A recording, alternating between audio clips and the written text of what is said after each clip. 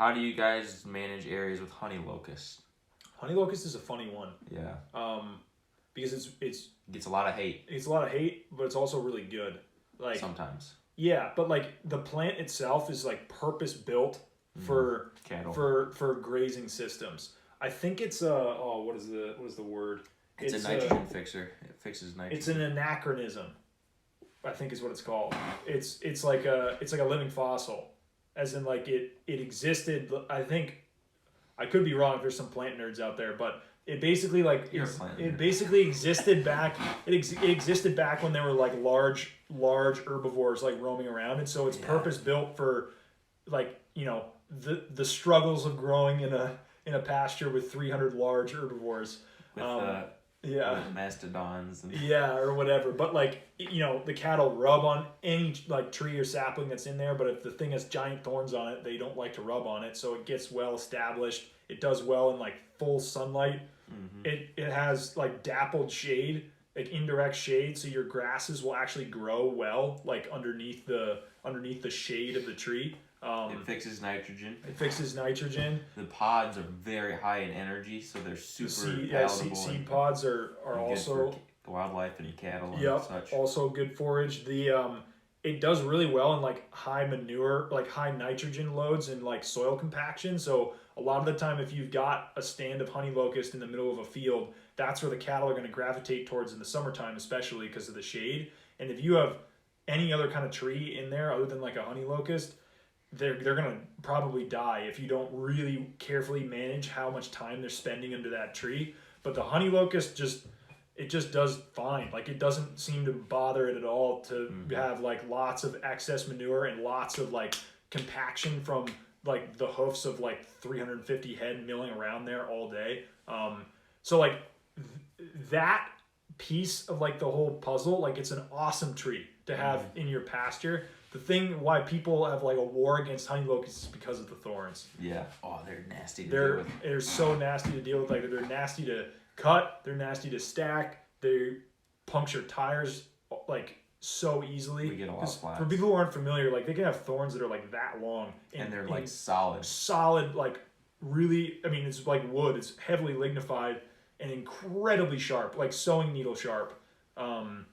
It's actually pretty impressive, but yeah, it is. But so people will try to get rid of them, and granted, you don't want your whole farm turning into like a honey locust patch, and so like there's a couple different ways I guess you could manage them. We obviously like you could spray them, but that's not something that we're interested in doing at all. Using herbicides to try to solve something like that. I think what you like your best bet is if you have an area that has high concentration of honey locust, like it's like a small corner of a pasture or something like that, that's a really good application for a brush hog, where you could go in there in the summertime and just knock off those like little saplings as they're coming up. And if you do that over and over and over again in that same heavy spot, like heavy honey locust area or whatever, you're gonna weaken the plant enough that eventually it'll die. And it's pretty low effort on your part. If they're interspersed throughout a field, this is something that we've talked about before, where like Greg's school of thought would be, for a number of reasons, it's not just for the honey locust. It's a lot more layered than that, but he would decide to just brush hog the whole paddock that has like a higher amount of honey locusts in it, to just knock that down. And make the forage more palatable and make it look better for the landowner, and etc. There's a lot of layers to it. It's not just for the honey locust, but regardless, it does help with the honey locusts in that way. I personally am more on the camp of trying to minimize the amount of brush hogging. So I would say the best way to do it is to just do a honey locust day on a paddock and just walk the paddock back and forth with a pair of loppers, or if they're close enough together, you could use like a brush trimmer, like like one of those. We call them ninja stars or whatever, but like a brush blade on a weed eater or a weed whacker. Whack those dudes off. A machete if you wanted to be. Yeah. Samurai. But yeah, just go and cut them down. Rambo. If you don't want it to grow up. But what I would say is like think strategically, because sometimes like shade is a valuable resource in a paddock. And so if you've got a honey locust growing there and there's not many around it, and it'd be great to have a shade tree. Just let it go. Like, let it grow up into a shade tree, and just be careful when you're driving around in the paddock.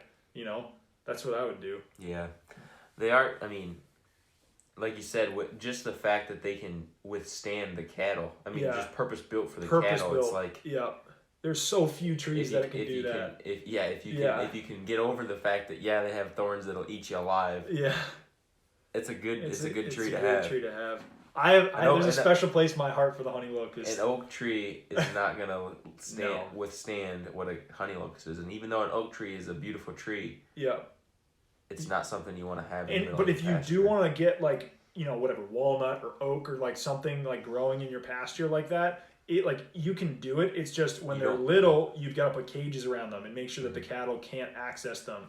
And you want to make sure they don't. That it's not just a single oak tree in the middle of the paddock. Yeah, we got one of those. Like I was just thinking while we were talking here, in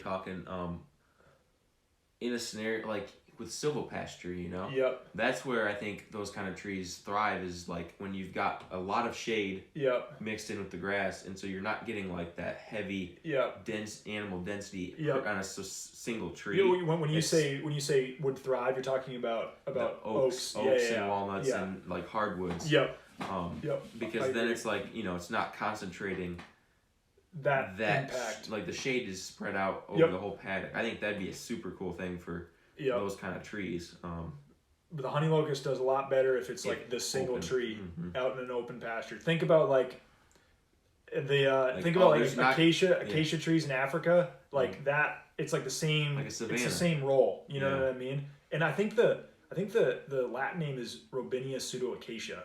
I'm pretty sure that's the Latin name for honey locust. So, or Robina or whatever. But pseudoacacia is kind of funny. It's like.